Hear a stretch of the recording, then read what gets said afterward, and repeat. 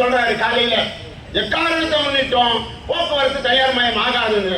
சாயந்தரம் பார்த்தா பயப்படல, நோட்டிபிகேஷன் வருது கண்டக்டர் டிரைவர் ஒப்பந்த முறையில் எடுக்க போறேன்ட்டு. சட்டமன்றத்தில் பொய் பேசக்கூடாது என்பது மரபு. அதுதான் அவருடைய அரசியல் சாசன பதவி ஏற்கும் போது சொன்னது. உண்மைக்கு மாறானதுக்கெல்லாம் உரிமை மீறல் பிரச்சனை அவர்களை கொண்டு வர்றான். நம்ம இந்த லட்சணத்தில் இருக்கிறாரு அமைச்சர். எங்க போனாலும் என்னங்க ஒப்பந்த முறைன்னா என்னன்னா முழுக்க முழுக்க சமூக நீதிக்கு எதிரான தாங்க சுரண்டனுடைய வடிவம் தாங்க ஒப்பந்த முறை. நான் வேலை செய்யறது மின்வாரியத்தில். யாருடைய வேலை செய்யறேன்? மின்வாரியத்தினுடைய வேலையை செய்யறேன். மின்வாரியத்தினுடைய வேலையை செய்த பிறகு எனக்கு சம்பளம் கொடுக்க வேண்டியது யாரு? மின்வாரியம். மின்வாரியம் தானே எனக்கு சம்பளம் கொடுக்கணும். இதில் நடைமுறை எதுக்கு ஒப்பந்தக்காரரு? சம்பளத்தை நீ நேரம் என்கிட்ட கொடு. அதெல்லாம் நம்ம கேட்கறோம். நான் வேலை செய்யறது மின்வாரிய வேலை தானே. வேலை செஞ்ச பிறகு சம்பளத்தை நீ எனக்கு டேரக்டா கொடு. உனக்கு எனக்கு தான் உறவு. இதில் எதுக்கு மூணாவது நடைமுறை வராரு? ஒப்பந்ததாரர் கொள்ளையடிப்பதற்கும் கமிஷன் பெறுவதற்கும் அரசாங்கம் வழி செய்து கொண்டிருக்கிறது. அதை தாண்டி என்ன? ஏன் ஒப்பந்ததாரர் கொடுக்குற சம்பளத்தை மின்வாரியம் நேரம் கொடுக்க முடியாதா? என் அக்கௌண்ட் அனுப்ப முடியாதா? கொடுக்கலாம் இல்ல?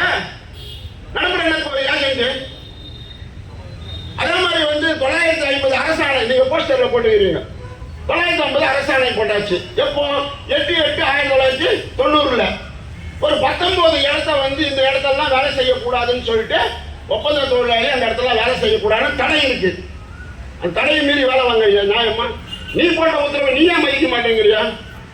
சினிமா வசனம் மாதிரி இருக்குது. நான் சொன்னதை நானே கேட்க மாட்டேன்னு. இப்படி ஒரு பைத்தியக்கார அதிகாரிங்க இருப்பாங்களா? போட்டது யாரு? நீங்க தானே போட்டீங்க உத்தரவு. நீங்க தானே ஜீவோ போட்டீங்க. இந்த 19 இடத்துல ஒப்பந்த தொழிலாளர்களை பயன்படுத்தக்கூடாது என்று அரசாணை வெளியிட்டது என்ன? தொழிற்சங்கம் வெளியிட்டதா? இல்ல ஒப்பந்த தொழிலாளி வெளியிட்டாங்களா? இல்ல வேற யாரும் வெளியிட்டாங்களா? அரசு தானே வெளியிட்டது. அரசு போட்ட அரசாணையை கூட அரசு மதிக்கவில்லை என்று சொன்னால் எதற்கு அதிகாரிகள்?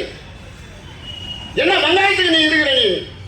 நீ போட்ட உத்தரவு அமலாக்க மாட்டேங்கிற. அந்த 19 இடம் தடை செய்யப்பட்டதுன்னா என்ன அர்த்தம்? அது ஆபத்தான இடம். ஒப்பந்த தொழிலாளி அங்க பயன்படுத்தினா நாளைக்கு அந்த ஒப்பந்த தொழிலாளிக்கு உயிருக்கு ஏதோ ஆபத்து ஏற்பட்டால் அவருடைய குடும்பம் நிர்கதியாக நிற்கும் என்பதனால தானே தடை செய்யறான். அந்த இடத்துல நீ வேலை செய்யறியா? அடையாளம் கண்டி நீ நிரந்தரப்படுத்துன்னு சொல்றோம்.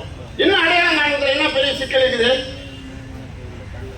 நீங்க 6 கோடி மக்கள்ல போய் ஈபியில வேலை செய்யக்கூடிய மின்வாரியத்தில் வேலை செய்யக்கூடிய ஒப்பந்த தொழிலாளியான ஊர் கூட போய் விசாரிக்க போறியா?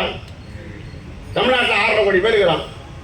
6.5 கோடி பேர்ல யார் ஈபியில வேலை செய்யறான்னு எங்களுக்கு தெரியலங்க. நாங்க போய் அடையாளம் காண்றதுக்கு லேட் ஆகுங்க அப்படின்றதுக்கு